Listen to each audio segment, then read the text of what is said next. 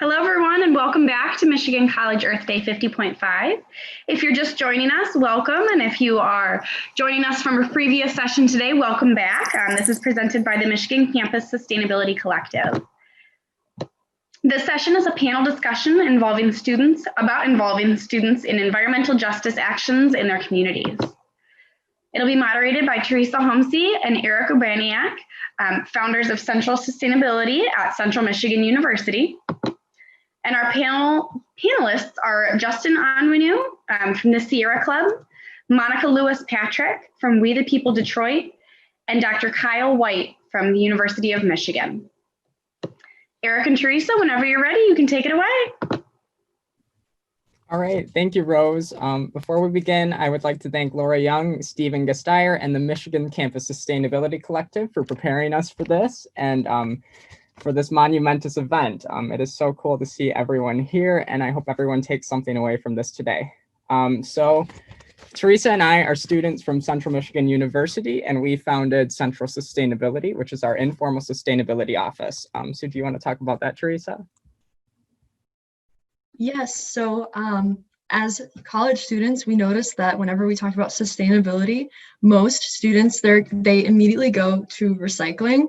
And part of our role with Central Sustainability, we're housed by the Office for Institutional Diversity, Equity, and Inclusion at CMU, is expanding the public perception of what sustainability means to include social, cultural, and human sustainability as well.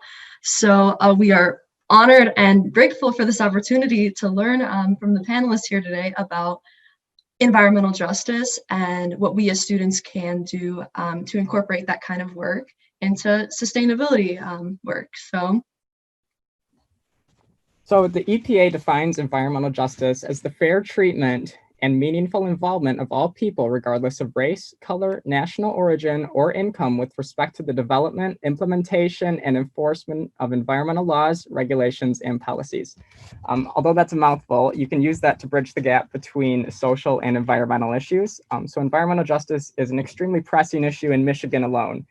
So just in Michigan, we have environmental justice issues associated with the Line 5 pipeline, mining in the Upper Peninsula, the Flint water crisis, the Midland dams, and the COVID outbreak areas. So today, to talk about these issues, our panelists, Monica Lewis-Patrick, Justin Onwenu, and Kyle Whyte. So thank you all for being here. And to begin, could you introduce yourselves and your area of expertise?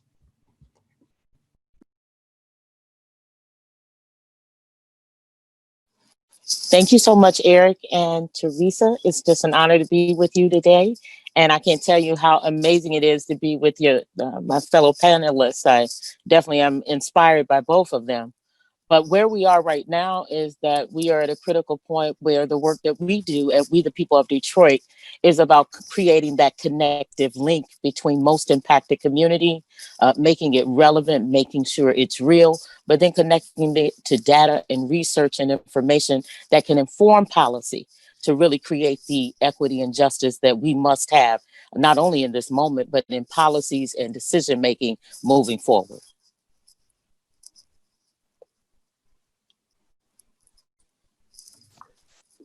My name is Justin Onwenu. I'm extremely honored to be here with you all, especially with Monica and Kyle. As was mentioned, I work for the Sierra Club as an environmental justice organizer, but the work that that I'll be talking about today is really shared work. A lot of organizations, a lot of other people, a lot of residents that we work with that have also advanced environmental justice work. So I'm the messenger, but there's a lot of other folks who are pushing this work. And the work that we focus on mainly is building coalitions around environmental issues. Right now, I think in Michigan, the biggest priorities when it comes to environmental justice is, of course, you mentioned the Flint water crisis, but also water shutoffs statewide. We also have access to clean air is also hard to come by in a lot of communities, so air quality. The fourth priority, I would say, is polluter pay. So the very companies that are wreaking the havoc that communities have to deal with aren't being required to clean up their mess, aren't being required to make good on what they've broken. And then I would say the fifth priority is, as I see it, is hazardous waste policies. So people of color make up 25% of the state of Michigan's population, but 65% of those living next to hazardous waste issues. This is how the environmental justice movement was started, fighting back against hazardous waste landfills in Black neighborhoods. And these are the same sort of policies that we see today. So I would just say access to clean air, access to clean water, access to clean land are the top priorities in Michigan. And I think talking to you all is important because you all are spread all throughout the state. And as college students, you all have a lot of influences on campus and surrounding communities.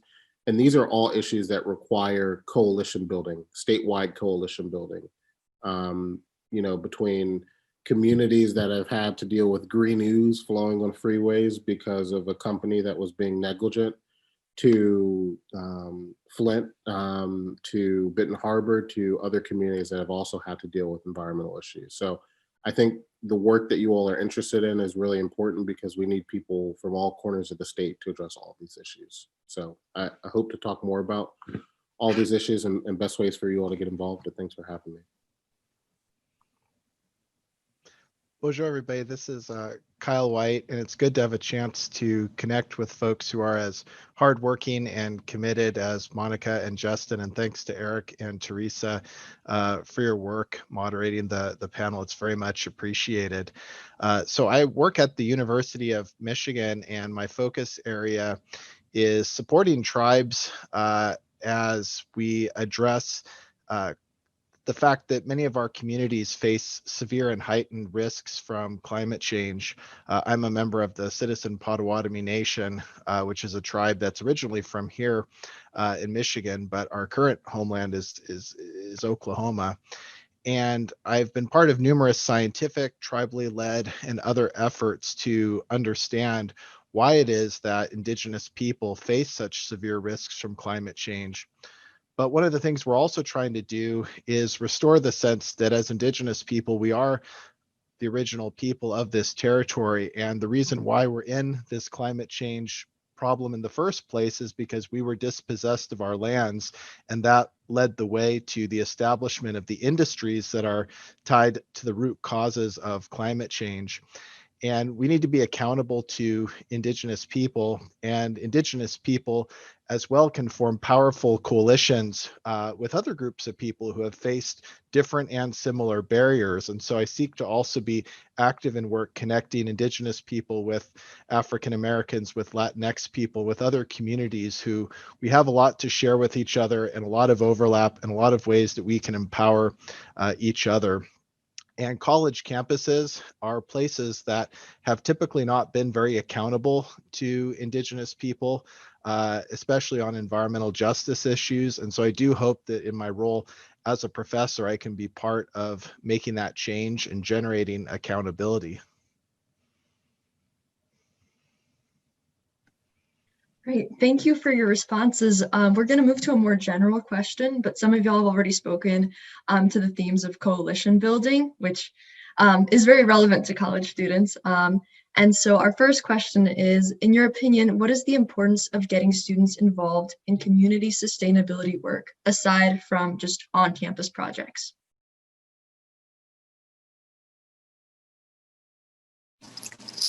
Well, I know for us at We the People of Detroit, it's been critical, not only in terms of the current COVID crisis, where we had many of our older volunteers, there were 70 plus, that could not actively participate in delivering PPEs and water relief that we have been known for about 6.5 years, not only here in Detroit, but in Flint and Benton Harbor, Highland Park, many communities where there has been a water crisis. We've tried to be that support. But we also found that it was critical in terms of messaging and media and narrative reshaping, because our young people speak to an audience in a different way. In terms of those narratives that they were reshaping, it was coming through the messaging of hip hop and spoken word and storytelling. And then it was also our young people that were being very intentional about being intersectional with the struggles that were happening not only in the African American community, but also with the Native American community and in places like Puerto Rico and in South America. It was our young people through collaboration and coalition building that began to connect us with folks that were struggling around water in Cochabamba, where they had been instrumental in shifting their water system from a public system to a private system. And then through that struggle of about a 16-year struggle, they were able to shift it back to public again. So it was young people that brought this kind of creative thinking and progressive ingenuity into the space of our activism and our power building. And so we really had to applaud that. And it really inspired us to do more, not only as we were building power locally and in the state of Michigan, but also at a national and international level.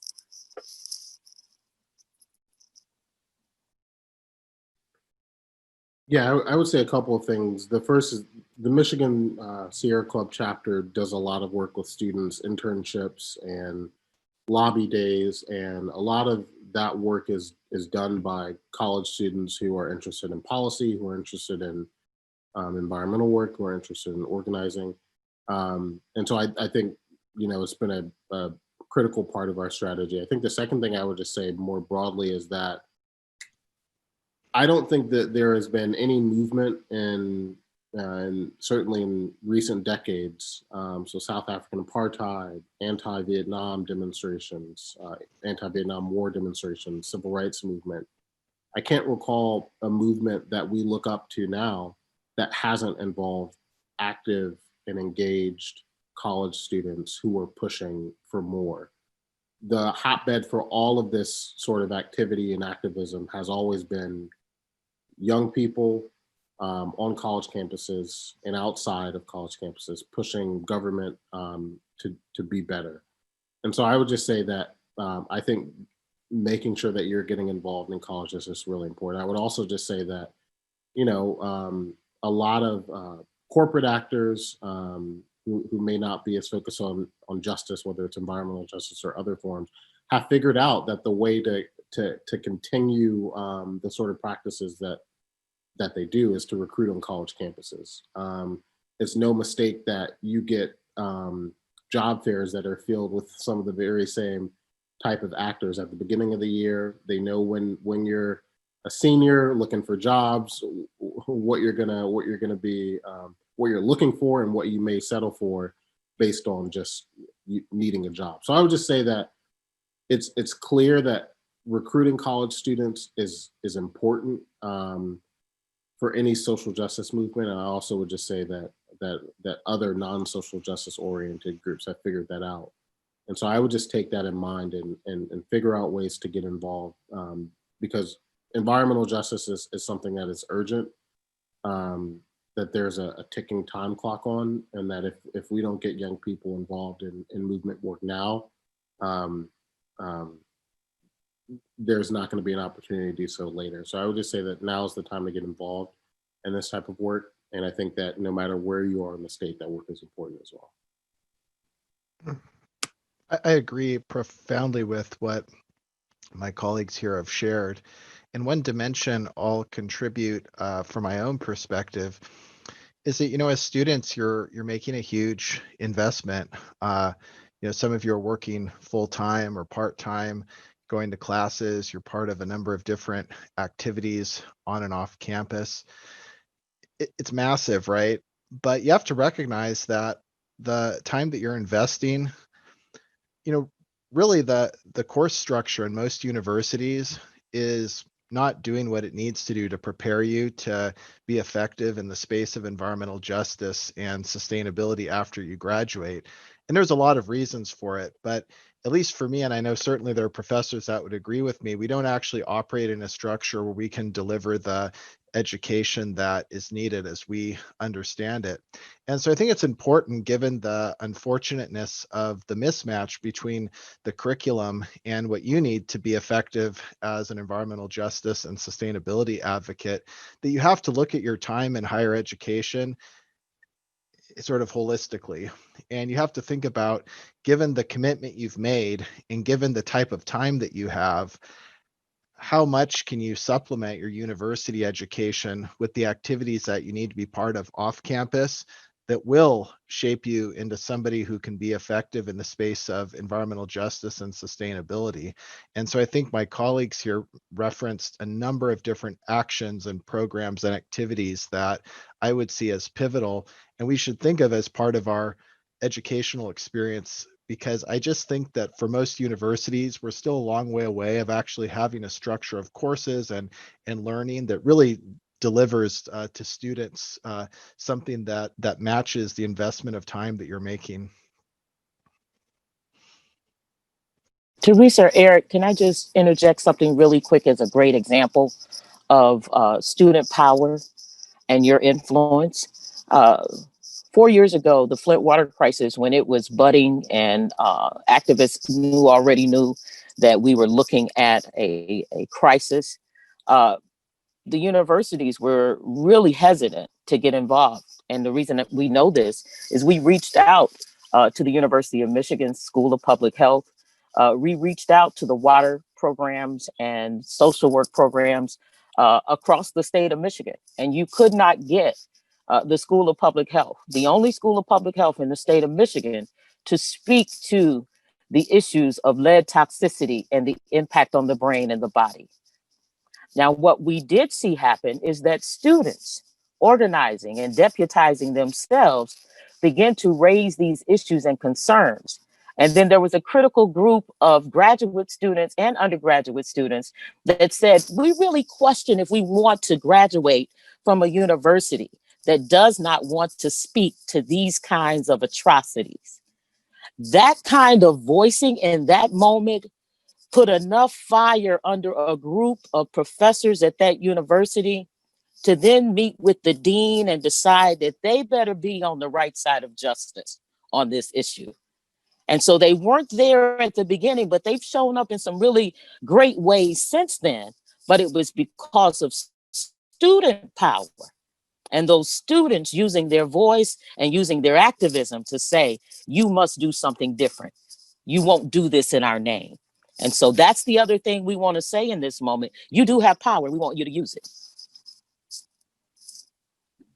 Yeah, thank you, Monica. And I agree with you that I don't think you can over exaggerate the power of students when it comes to activism. So to kind of build on top of that, I think one of the biggest misconceptions among students is that you can only work on environmental justice at the university. And although that can be beneficial through student organizations and just clubs and that sort of thing, could you guys just speak to like the value of getting involved in environmental justice outside of the university and in the community?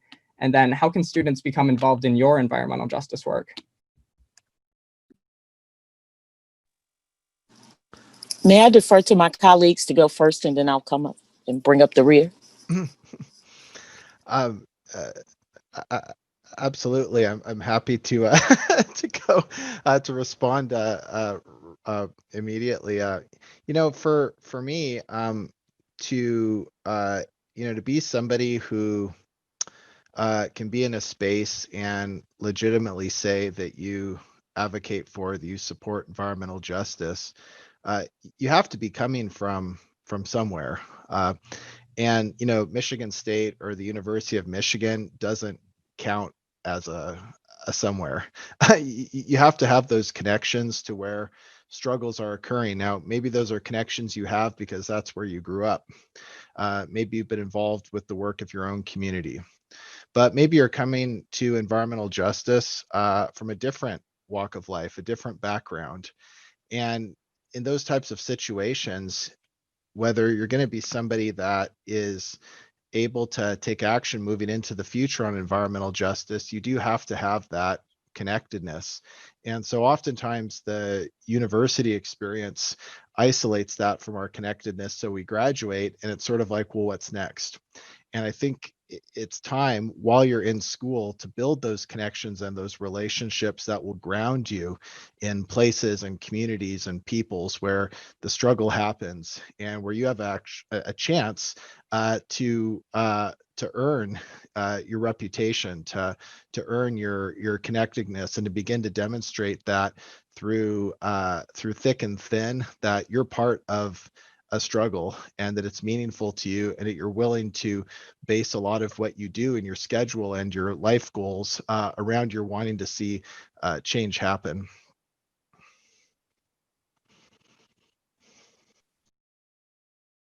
I really like that answer.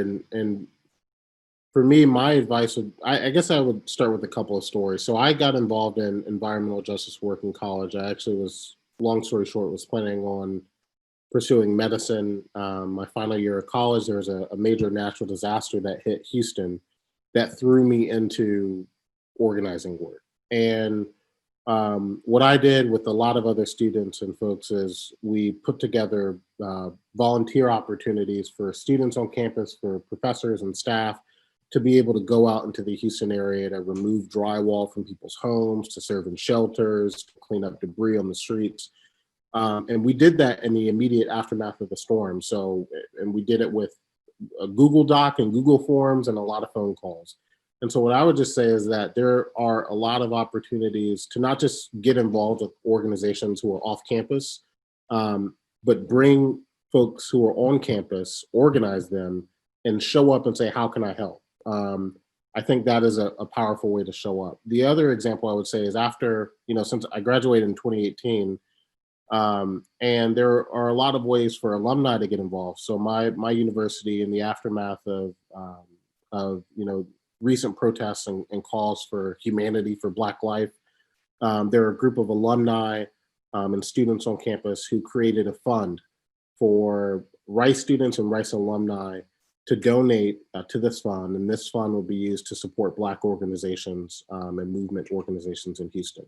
And that's something that students worked on with alumni to be able to do. So my point in those two stories is that there's a huge opportunity to organize folks on campus and direct that energy outwards. And the last thing I'll say is number one, universities have a lot of power. So you being able to show up into a legislator's office with 10 other classmates to say we're here for XYZ reasons matters. And also a lot of important decisions that are made, and I see this in organizing work every day, these decisions are oftentimes made with very few people in the room, in open rooms where anyone can show up, but people just don't, for a lot of other systemic barrier reasons. But decisions about whether an industrial facility is going to be located right next door to a neighborhood, those types of decisions are made in zone use planning meetings that two people go to, and the two people are lobbyists who are paid to go there. So my point is that if you showed up with a car full of folks, organized, informed, you did your research, you show up to one of those zoning commission meetings that no one goes to, that makes a huge impact. It may not make a huge impact immediately, but that type of work makes a huge impact because people don't show up oftentimes to those types of meetings. So I would just say that environmental justice work, a lot of decisions are made in spaces where your voice and your organization of other students going off campus can make a huge difference. And I would say that the Sierra Club has college groups and college chapters all throughout the state. So I will drop my email in the chat. If you want to get involved, feel free to reach out to me as well.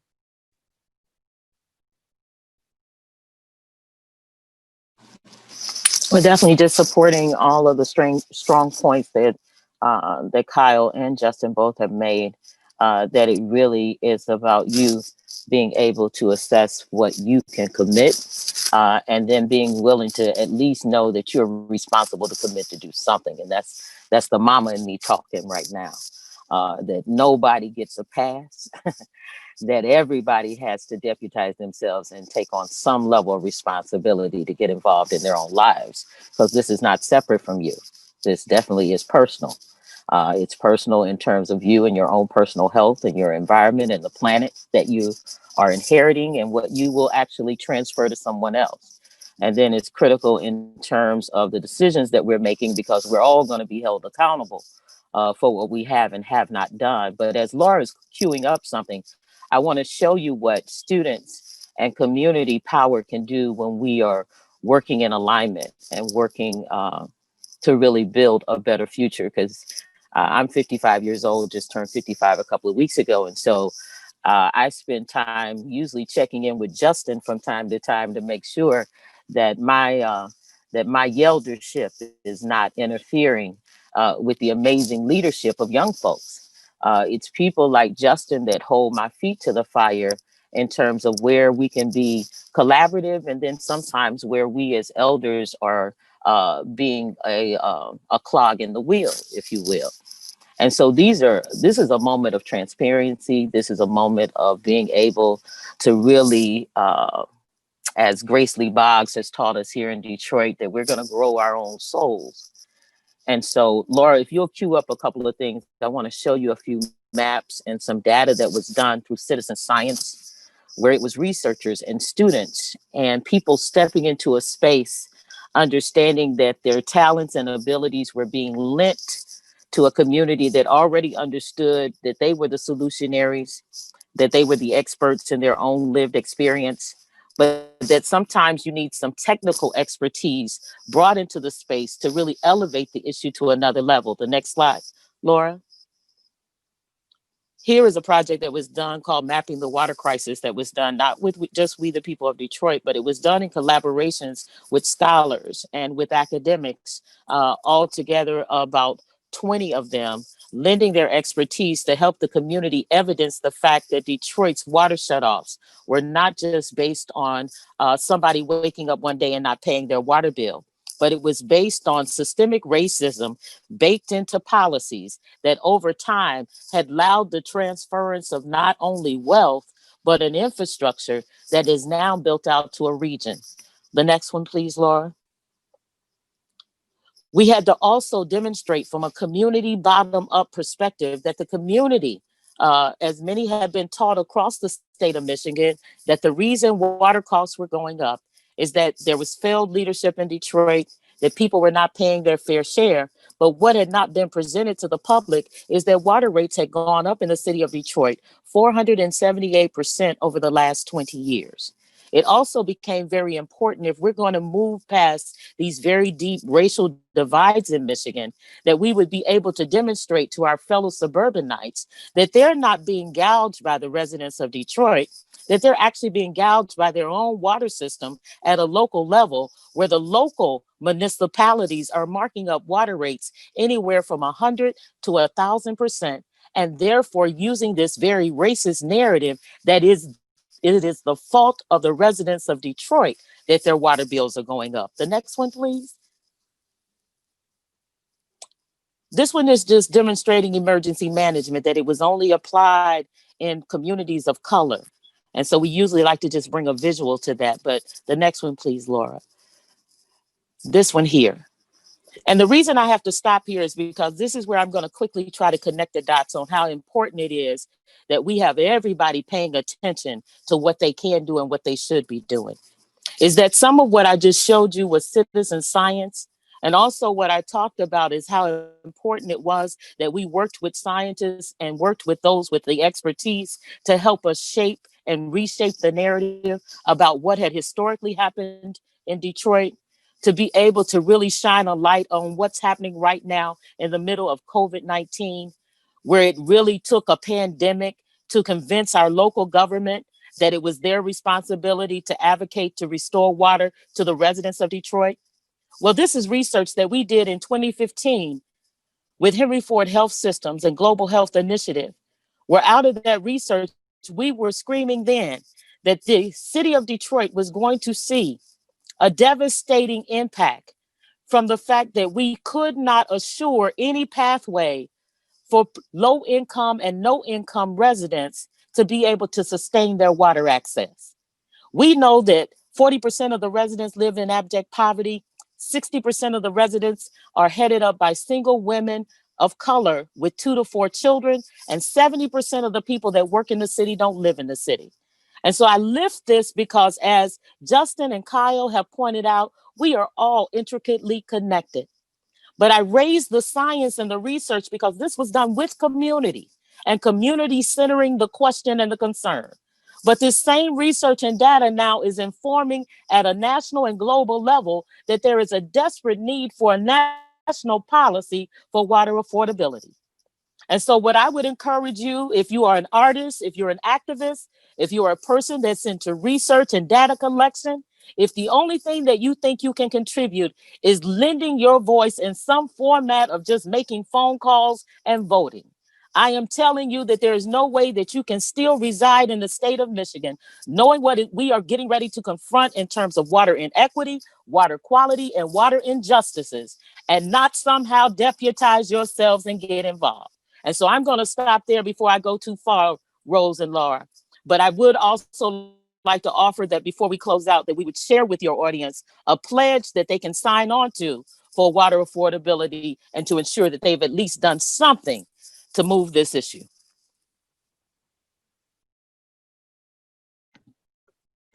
Yes. Would you be able to share that pledge to everyone?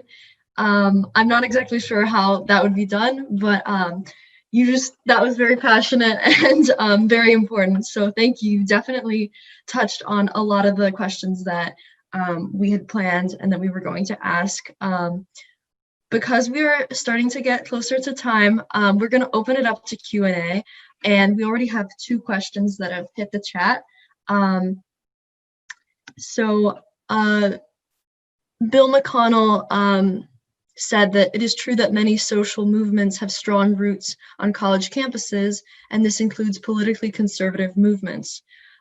He says it would be nice to hear the panel speak to how to have constructive civil conversations with others on campus with different perspectives.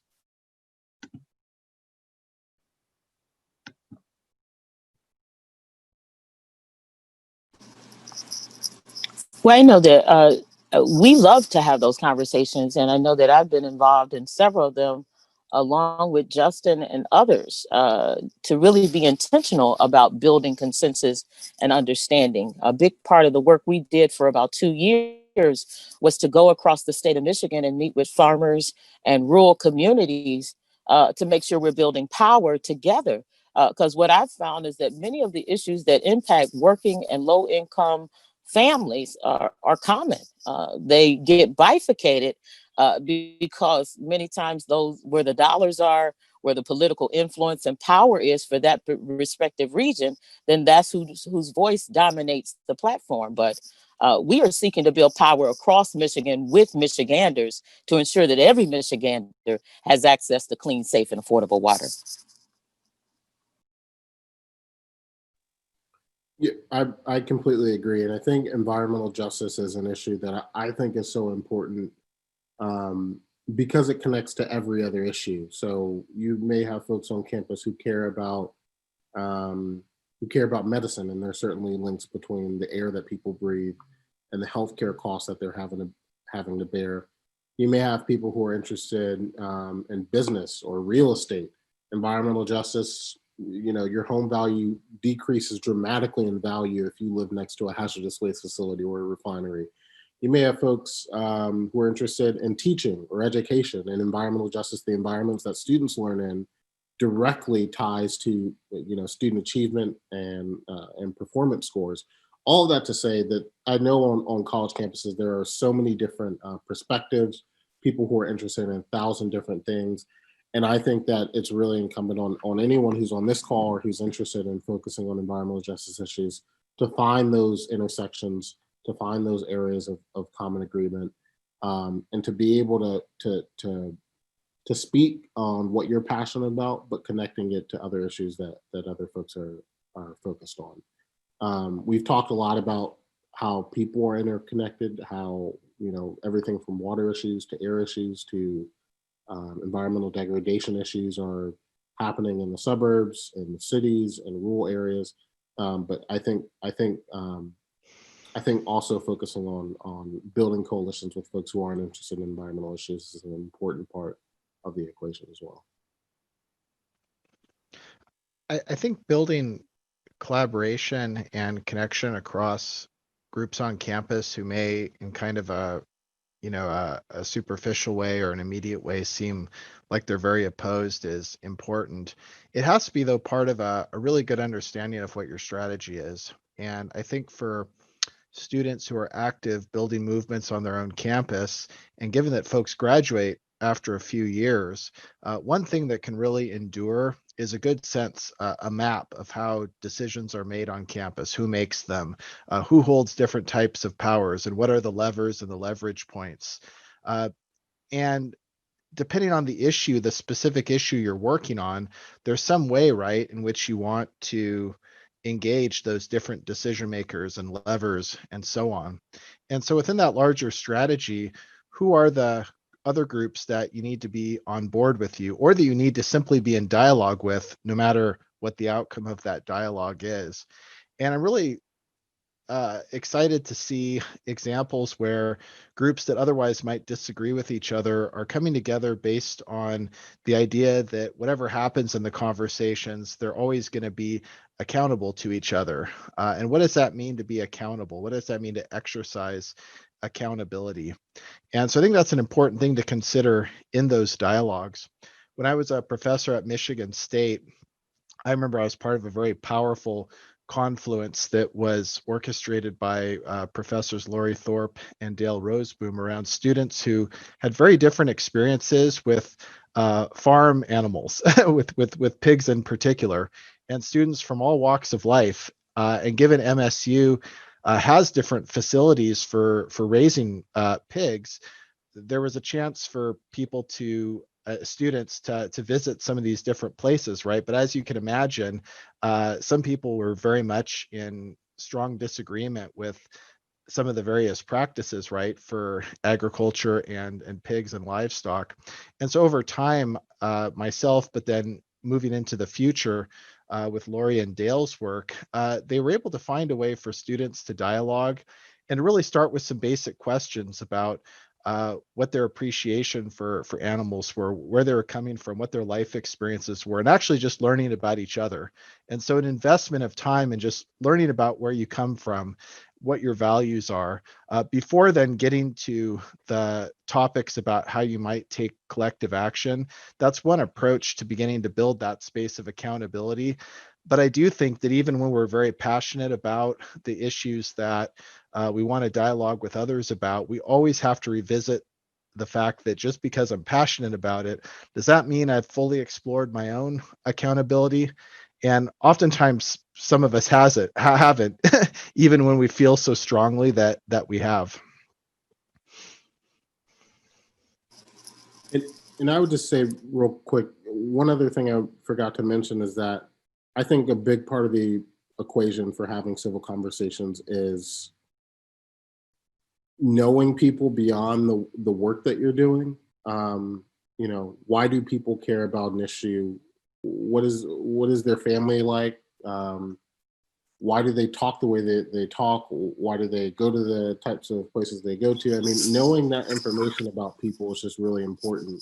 If you're only doing work in the trenches, sometimes it can get stressful and people talk over each other, be rude. But if you really understand why someone is doing the work that they do, I think it brings a level of humanity to the conversations that you have. I think too, just to add to that, there is this opportunity that I think those of us that are working and have been working for a long time in the EJ space, and I really consider myself more of a social justice person working on EJ issues, because there are people that have been leading in this space for years, and I really am inspired and follow their leadership. People like Mama Rhonda Anderson from the Sierra Club, who has just been a great mentor of mine. About understanding the interconnectivity of this issue. But the other thing that we've got to do is give people the space to grow and to turn.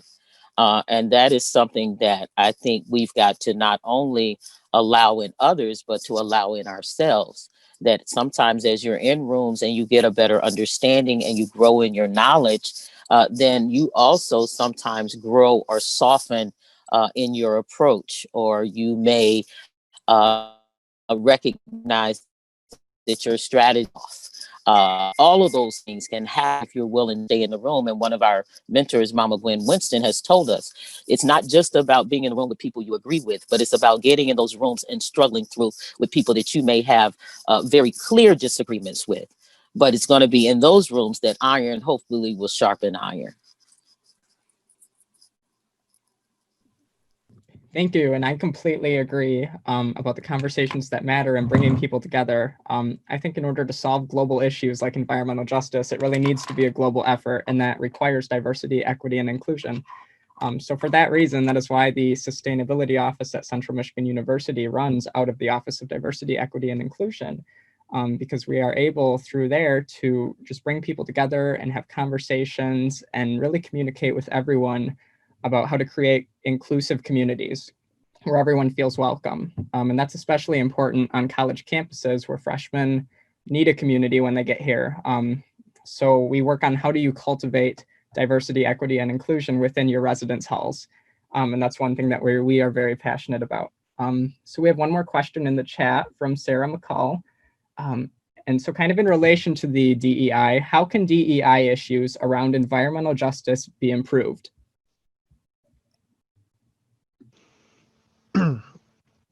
I appreciate the question.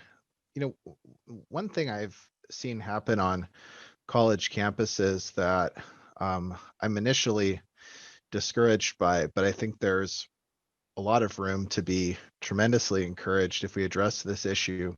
But for Indigenous people, and I would imagine also a number of other communities and peoples of color, the technologies that are portrayed as the solutions to climate change and sustainability problems can be just as harmful to us. And I think it's important, right, that we don't hold up certain technological solutions as automatically good just because they promise to lower the carbon footprint. And we're seeing a larger body of literature emerge each year that demonstrates that hydropower, wind power, solar power, and other renewable technologies, including solutions having to do with forest conservation and biodiversity conservation, that they're wrapped up in displacing Indigenous people from their homelands. They're wrapped up in forcing Indigenous people to adopt a certain connection or relationship to the environment that's not the one that they choose. And that oftentimes Indigenous people are cut out of leadership opportunities and economic opportunities to be in the position to be just as much part of the energy transition as privileged people. And so we really need to understand that there's no such thing as sustainability without justice. It's not just like a third pillar of sustainability. Justice is just part of it, and you haven't solved the sustainability problem if you've theoretically solved how to lower a carbon footprint. And so that's the conversation that I think is pivotal to happen at college campuses. And by the way, justice issues are integral even when you are working on the energy transition as it applies just to your campus. And to think about all the ways in which there are equity and justice implications to that work that may seem like it's just a campus issue involving students, faculty, administrators, and staff.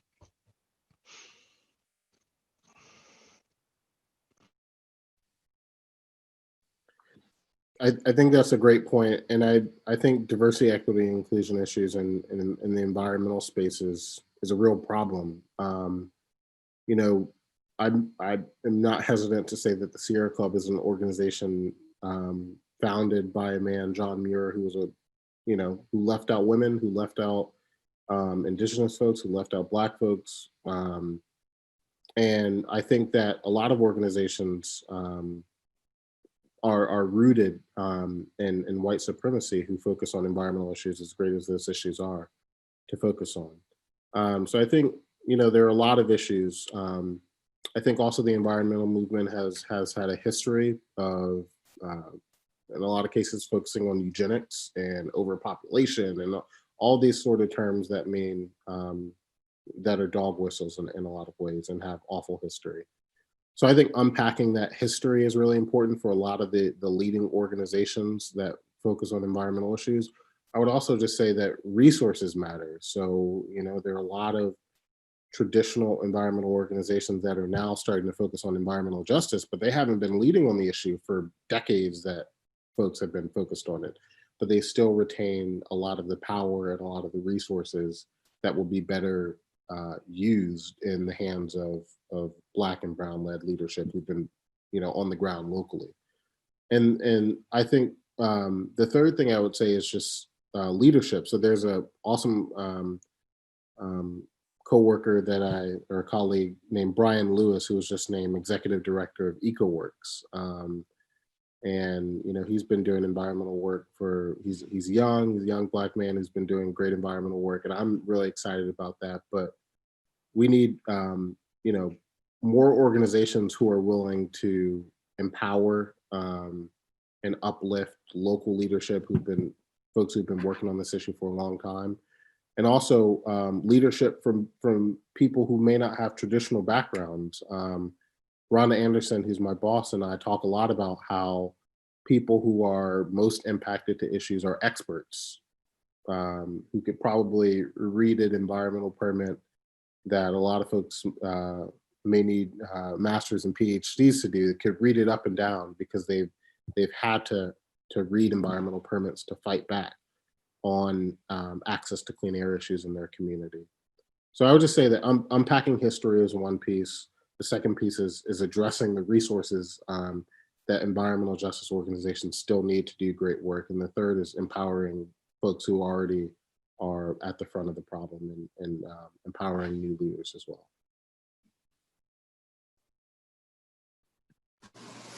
And I think for us at We the People of Detroit, we're an organization that was co-founded by 5 Black women, but we work in a multiracial, multi-generational space. We believe through that particular lens that it really is a way to not only be able to root our community within their own expertise, as Justin talked about, that Mama Rhonda has taught us, but it also is a way to build power within and then without, to make sure that there is this Jedi approach to justice, equity, diversity, and inclusion, but then also demonstrating that. So when we talk to funders, we talk about, wait a minute, there's some people missing from this conversation. Where is our indigenous community? Has the Hispanic and Arab community been reached out to? In the middle of COVID, Justin will tell you, as we were delivering water, we also had to raise the consciousness, not only of the city government, but of the state government, that information critical resources needed to be translated into other languages. It was because of that rootedness in community that we were able to say, just because you put out a phone number that says you can call this number and possibly get assistance, it still may not reach critical parts of the community because 50% of just the city of Detroit does not have access to the internet. And then we were able to raise, through the work that we do at the Michigan Advisory Council Environmental Justice Table, we were able to tell that table and the governor that there were major communications disparities across the state because not everybody had access to the internet. And so we still needed to go a little bit further. So what we tend to do is we tend to push. We tend to say what others don't say. We tend to do what others don't do, because coming out of this space of knowing the work of Indigenous women, knowing the work of women of color, that we had to deputize ourselves. We couldn't wait on somebody to come save us. And so what I'm going to challenge you to do today is that many times you will be in rooms where you may not be the only one bringing equity and justice in the room. It may be you alone that is speaking into that space. Who's missing from this conversation? Who else needs to be included? So I'm going to say to you in this moment, from a place of mama power, that you're already given all the authority you need, because the Creator has breathed life into you to go forth and do great things on behalf of people and the planet. But it will do us no good to save the planet if we don't take care of people. And it will do no good to take care of people if we have no planet for the people. And so we'll leave it there, knowing that all of this has to be rooted in love for one another and a patience to stay in the room and struggle together until we get the freedom, the justice that all of us deserve.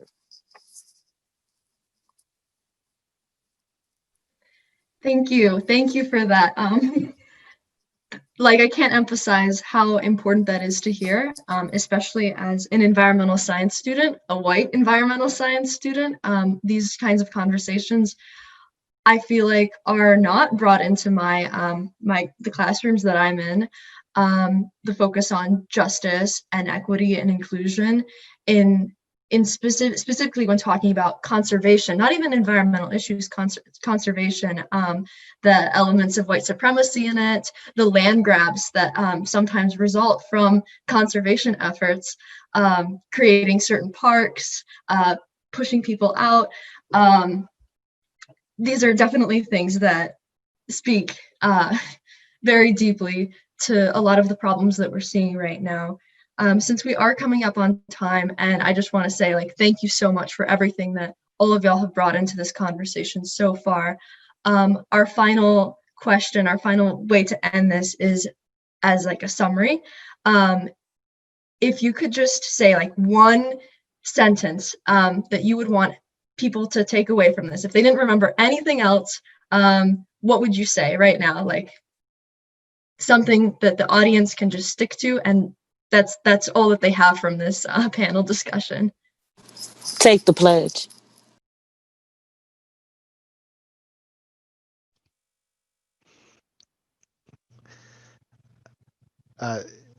Sustainability and environmental justice can't separate them. I would say find connections between environmental justice and other issues that you're passionate about.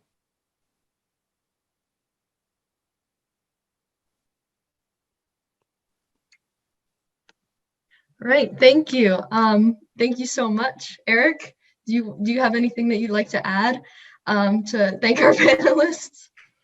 Yeah, thank you so much to all three of you for doing this. Again, we'd like to thank the Michigan Campus Sustainability Collective. And then Teresa and I would also like to thank our supervisors, Jay Kahn, A.T. Miller, and Stan Shingles, as well as Mimi Gonzalez, Rebecca Uzarski, Sally Niffen, Kathy Hart, and everyone else who's helped us on this journey.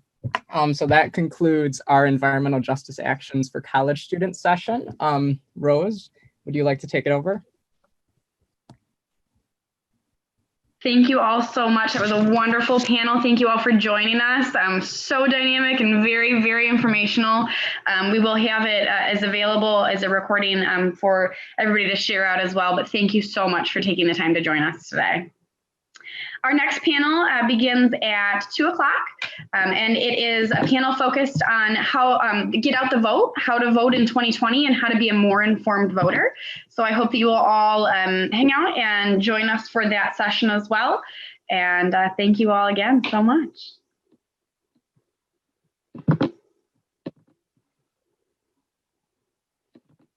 Bye-bye.